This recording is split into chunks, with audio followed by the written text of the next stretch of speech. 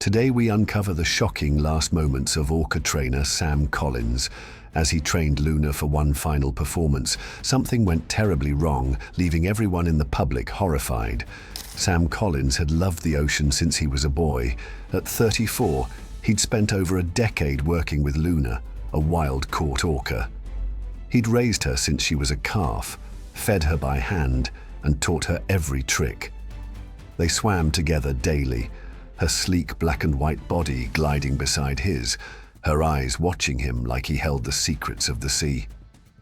To Sam, Luna wasn't just an animal, she was family. But Luna wasn't born in a tank. She'd been ripped from the icy waters of the North Atlantic as a baby.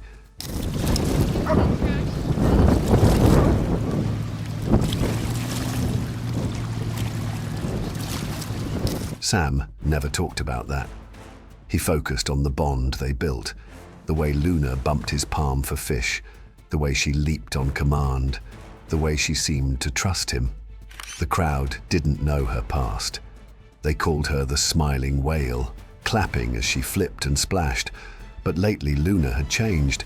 She'd force her head against the tank walls at night. She refused meals. Sam would find her floating listlessly, staring at the concrete sky. He'd whisper, "It's okay, girl," and she'd nuzzle his hand. A flicker of the old Luna.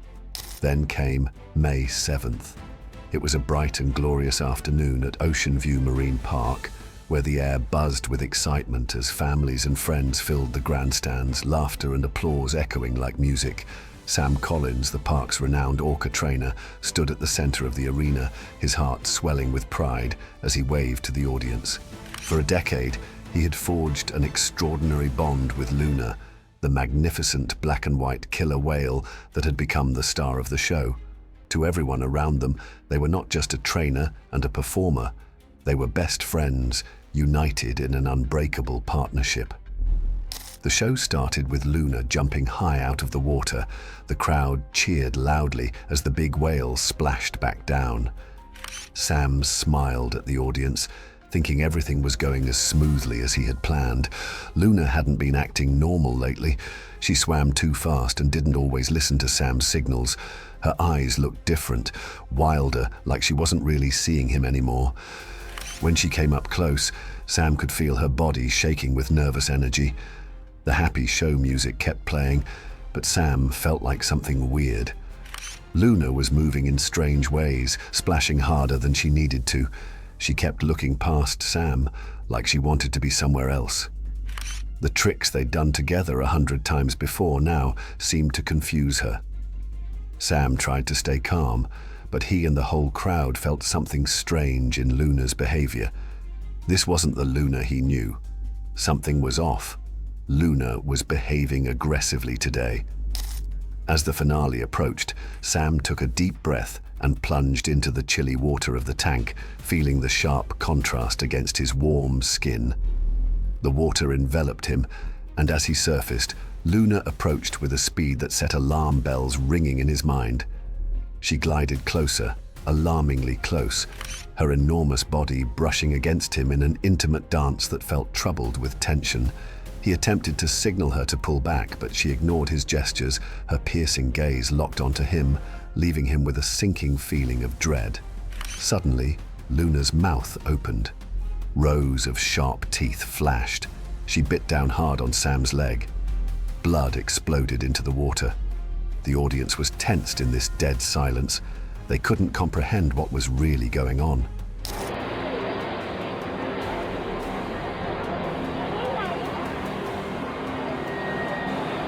Screams ripped through the air. Sam fought. He punched. He kicked.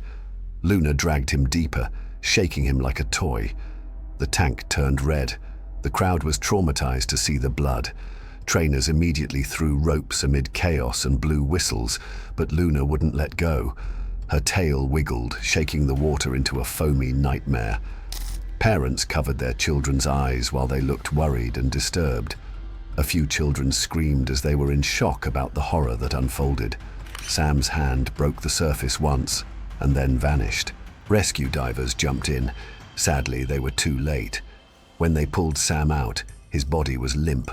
Blood soaked his wetsuit. It was an absolute terror that the audience witnessed on that day. Luna circled the tank, her fins slicing the water like a blade. The park closed that night. News channels showed the story everywhere with headlines like, "Orca attack, wild animals unpredictable." Reporters interviewed experts who explained, "Orcas are wild animals. They cannot be tamed." By morning, everyone was talking about what happened. The news kept showing the same clip, the dark water, the splashing, then silence and blood. But the truth was even darker than anyone could have anticipated. Luna hadn't made a mistake. She hadn't accidentally hurt him in a moment of chaotic excitement. No, she consciously chose to attack. After years of performing under the glaring lights, executing trick after trick for the enthusiastic crowds, a hidden instinct within her snapped back to the surface. The ocean's most cunning predator instinctively remembered her true nature. A killer. The memorial service was held at the edge of the tank where Sam had taken his final breath. Soft pastel flowers drifted on the water's surface, their petals trembling with each ripple. A fragile tribute to a life cut short. The park, once alive with shrieks of laughter and thunderous applause, now stood in eerie silence. The empty stands, the still waters, the abandoned stage, all bore witness to a joy that would never return. The gates were locked forever. And Luna, she was condemned to a lonely existence in a dim concrete pool, hidden away from the crowds that had once cheered her name. The vibrant music, the flashing lights, the cries of wonder, all replaced by a crushing, endless quiet. No more jumps, no more tricks, no more hands reaching out to touch the glass in awe.